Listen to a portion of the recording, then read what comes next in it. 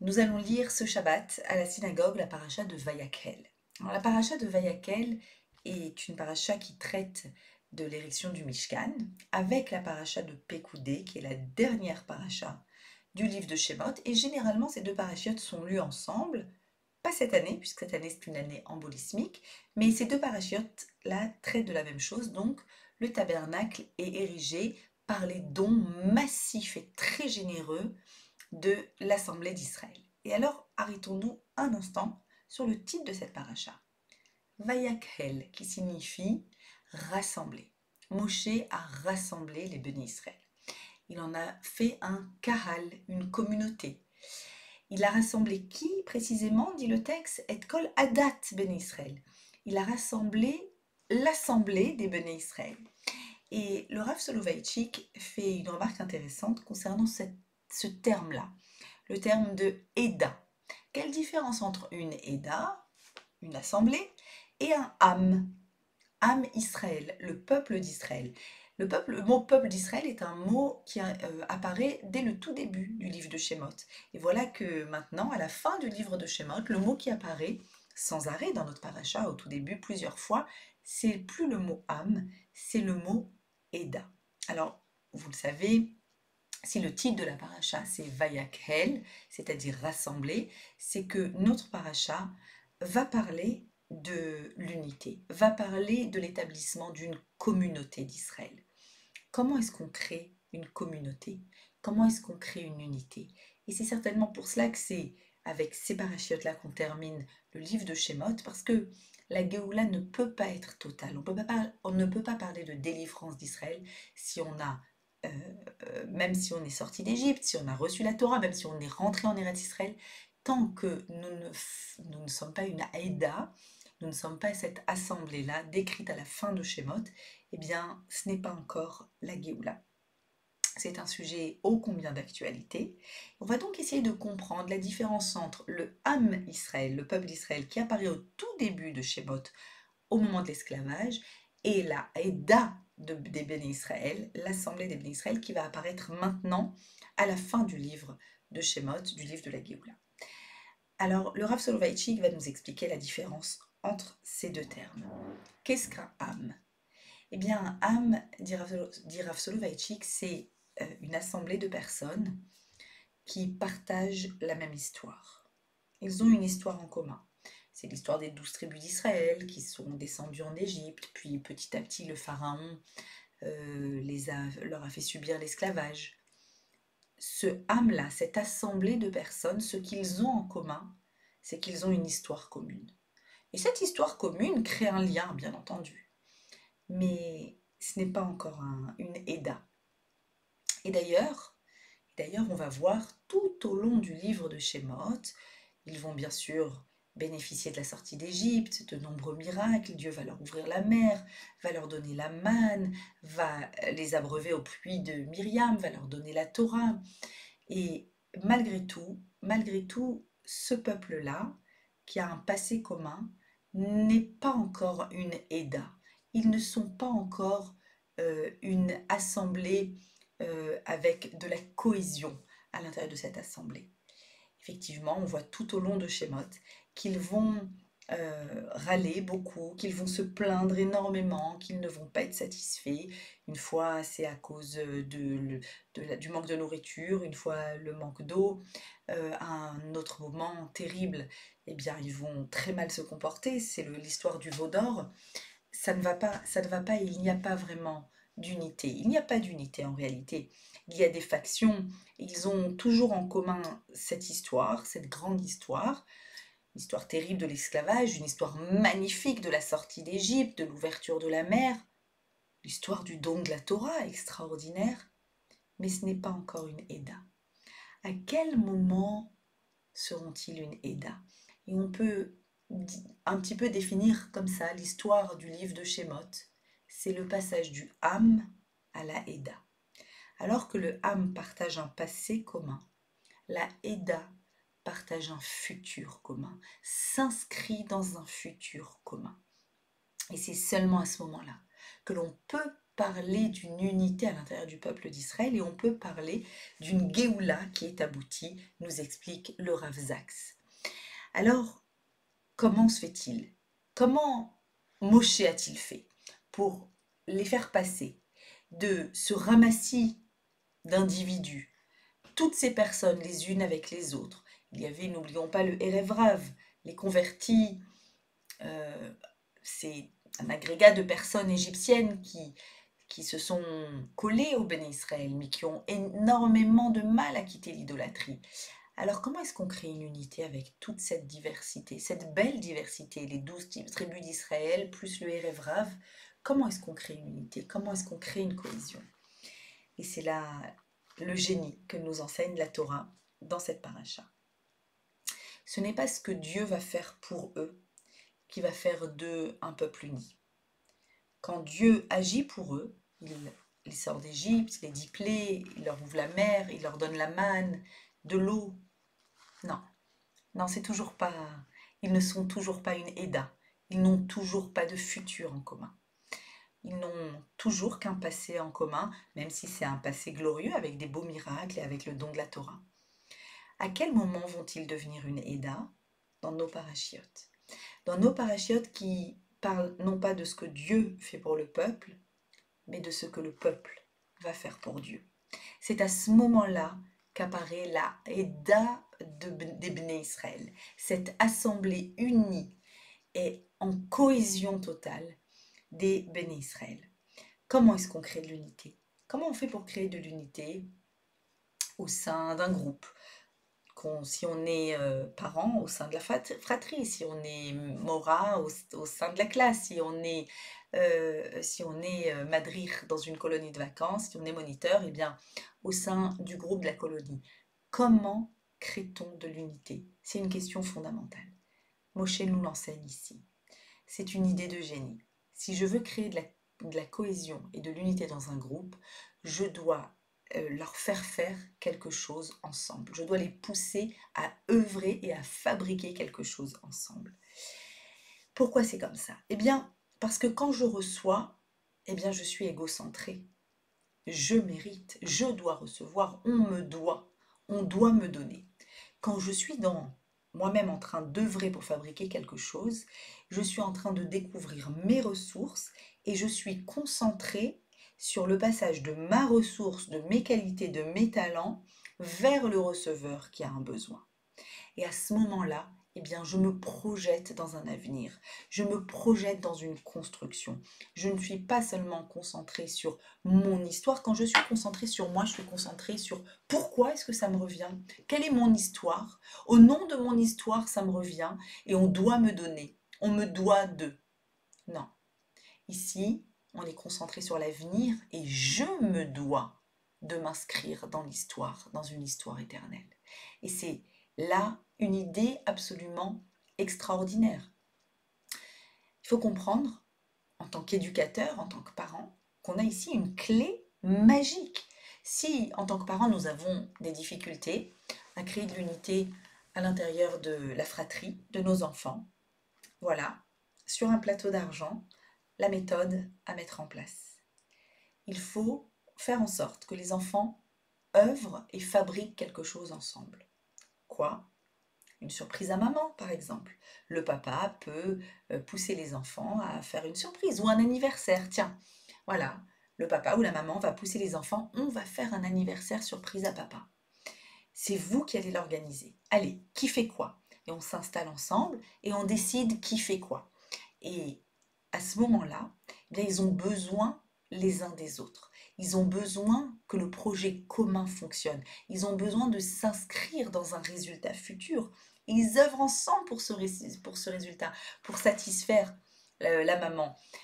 Et ça peut être toutes sortes d'autres activités. On va organiser ensemble les vacances, on va organiser ensemble, je ne sais pas, un Shabbat. C'est les enfants qui font Shabbat, ce Shabbat. Bref, les idées sont multiples et variées. Vous voulez créer de la cohésion au sein de la fratrie de vos enfants, faites-les faire quelque chose ensemble. Pareil pour les maîtresses, pareil dans les classes. Faites-les organiser une décoration, un pourim, faites-les faire ensemble et ils vont s'inscrire dans, dans le futur, ils vont se projeter en fait, ils vont se projeter dans un futur. Nous sommes, nous sommes à la veille de la journée internationale des droits des femmes. Et à ce propos, je voudrais dire quelque chose concernant cette paracha qui crée une unité. Cette paracha qui nous dit que pour créer une unité, il faut s'inscrire dans le futur. Dans la Torah, on ne va pas parler du droit de la femme. Dans la paracha et dans la Torah, on va parler de la force de la femme dans le monde. Et je trouve que c'est infiniment plus fort. Parce que quand je parle du droit de la femme, je parle en fait, du point de vue égoïste, ce qui me revient. Donc j'ai un droit, je veux recevoir quelque chose. Et si je parle de son droit, je parle de son droit ou de la possibilité qu'elle n'ait pas. Du moment où j'exprime un droit, j'exprime aussi de fait la possibilité que ce droit n'existe pas. Et je trouve cela finalement réducteur. Comme si on pouvait ou pas avoir un droit. Non. Je pense qu'on a du talent. Je pense que la femme a une capacité, a une noblesse, a un art de faire, d'agir, comme on le voit dans cette paracha, qui lui accorde sa place. Sa place ne vient pas du fait de son droit, sa place vient du fait de son talent, du fait de sa capacité. Et on est dans une paracha qui parle de ce talent. Dans une paracha qui parle très exactement, non pas du droit à recevoir, mais de la capacité à être, à s'inscrire dans le futur, de la capacité à donner. Dans notre paracha, il y a une insistance immense en écho, on dirait, en écho avec cette journée du 7 mars, du 8 mars, pardon. Il y a une insistance incroyable sur les femmes. Dès le début, on va nous dire que les hommes ont amené autant que les femmes. Vayavo ha'anashim al hanashim. Les hommes sont venus après les femmes, suite aux femmes, kol nediv lev, toute personne généreuse.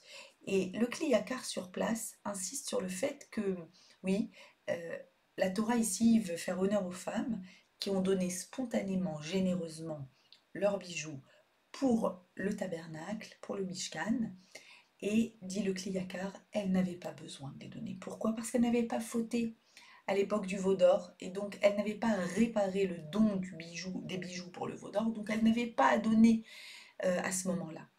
Pourquoi ont-elles donné? Michibat Kodesh, dit le Kli Yakar, parce qu'elles aiment la sainteté, parce qu'elles aiment la spiritualité, et donc elles ont souhaité donner, elles ont voulu donner. Elles ont tellement voulu donner, elles ont donné si spontanément et généreusement que les hommes sont venus par la suite et ont dit ma foi, nous aussi on va donner. Et il y a donc ici une insistance énorme tout au long de la paracha, également sur l'art du tissage des femmes, sur la chormat lev, l'intelligence du cœur. Il va y avoir vraiment tout au long de la paracha une insistance sur cette participation active, massive et spontanée des femmes pour le Mishkan. Mais il va y avoir un moment particulier. Ce moment particulier, où la Torah de nouveau va insister, c'est quand on a besoin de cuivre. On a besoin de cuivre pour ériger le kior, c'est cette immense bassine à l'entrée du Mishkan qui permet de faire l'ablution pour les prêtres. Eh bien, cette immense bassine est faite de nérochette, de cuivre. Et alors que les femmes, quand elles ont donné spontanément leurs bijoux, elles ont fait attention, dit le Kli Yakar, à ne pas le donner en main propre à Moshe. Pourquoi? Eh bien, pour pas que Moshe se dise « Ah, c'est pour se faire pardonner des bijoux qu'elles ont donnés au moment du veau d'or. » Non, on n'a rien donné pendant le veau d'or, donc on ne donnera pas à Moshe. Elles ont fait passer par leurs époux tous les dons généreux. Par contre, quand il s'agit du cuivre, là, elles sont venues. Pétar Ohel Moed, à l'entrée du Ohel Moed, sauf Hot. Elles étaient attroupées, elles étaient là massivement présentes, tout d'un coup elles sont là. Vous n'étiez pas là pour donner tout le reste, elles sont données bien sûr, mais sans venir.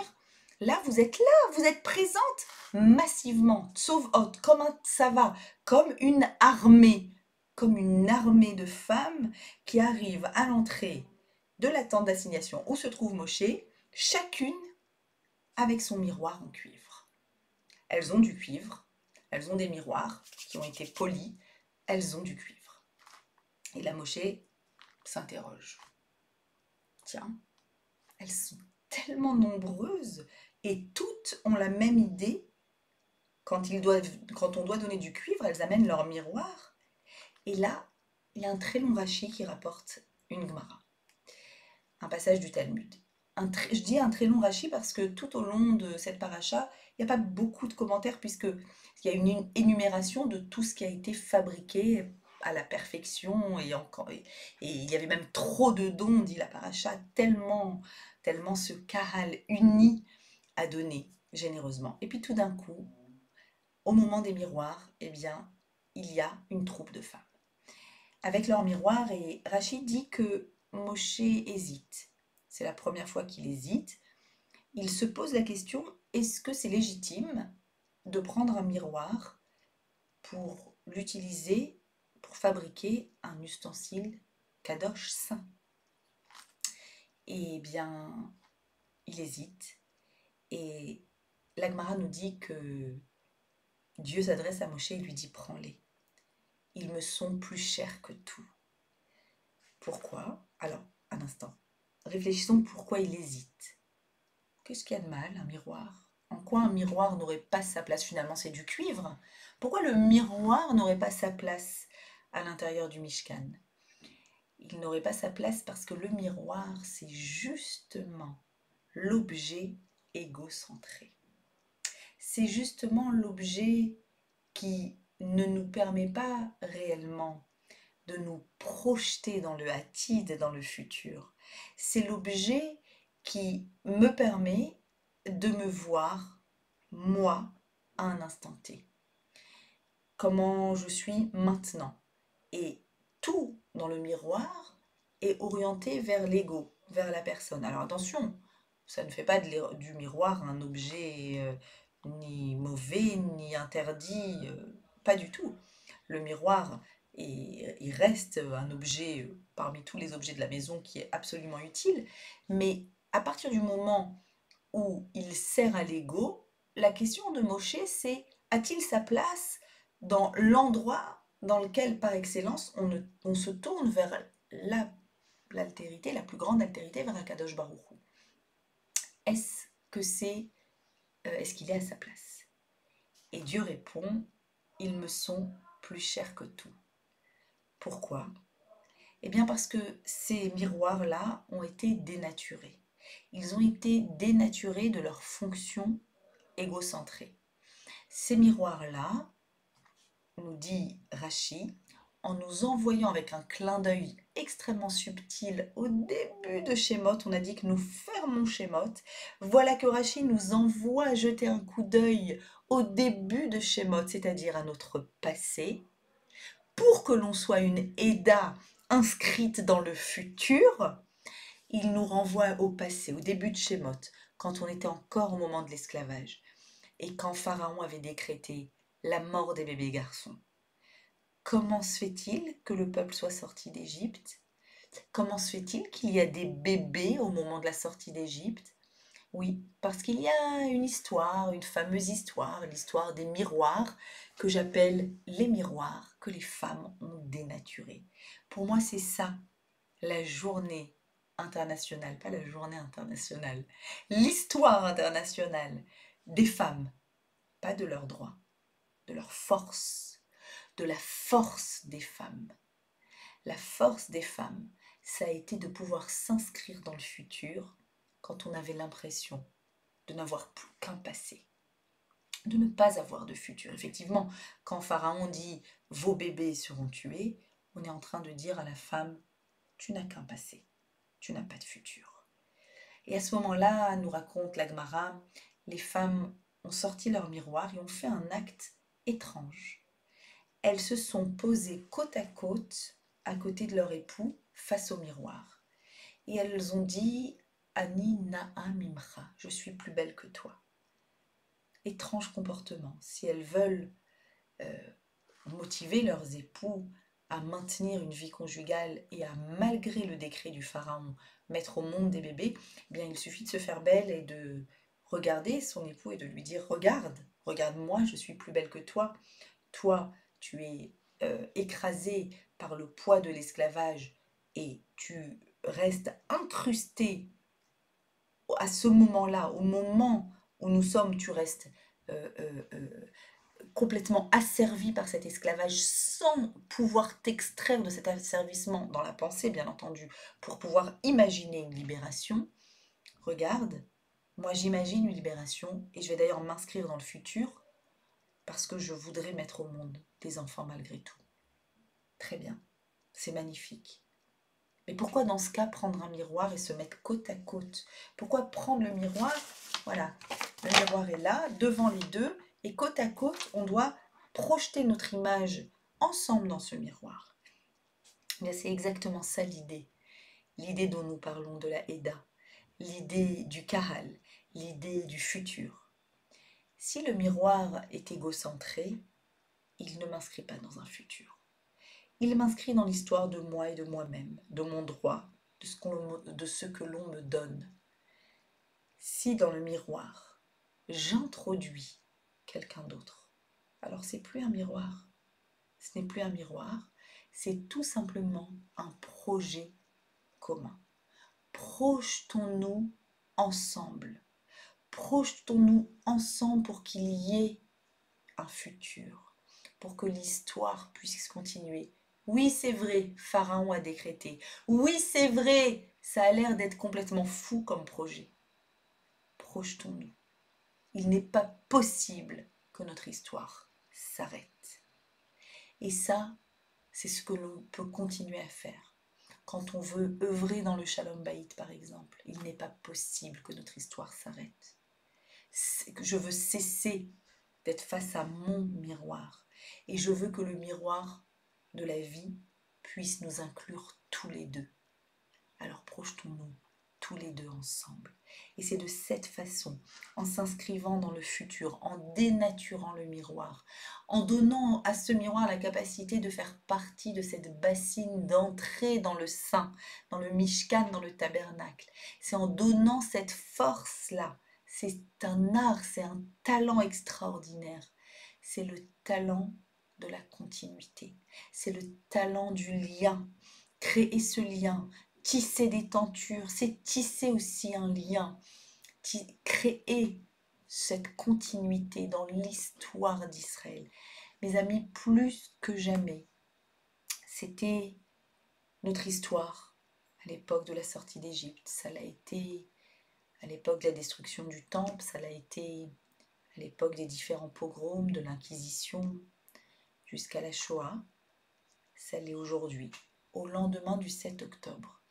Nous sommes aujourd'hui dans le même défi historique, le défi de s'inscrire dans une Aïda, de faire un peuple qui s'inscrit dans une histoire future.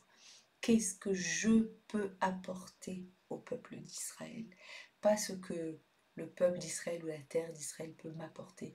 Qu'est-ce que moi je peux apporter? Je veux m'inscrire là-dedans. Je veux ériger ce tabernacle. Je veux que ma maison soit un lieu de résidence pour le divin, pour le spirituel. Comment faire? Et si je mettais aussi à l'entrée de ma maison un miroir, mais un miroir pour deux, un miroir qui me permet d'introduire dans mon histoire l'histoire de tous ceux qui sont autour de moi, époux, enfants, famille, pour pouvoir écrire la page de demain du Ham Israël. Il y a un demain. Il y a un demain au 7 octobre. Et ce demain, c'est nous toutes qui l'écrivons. À bientôt et Shabbat Shalom.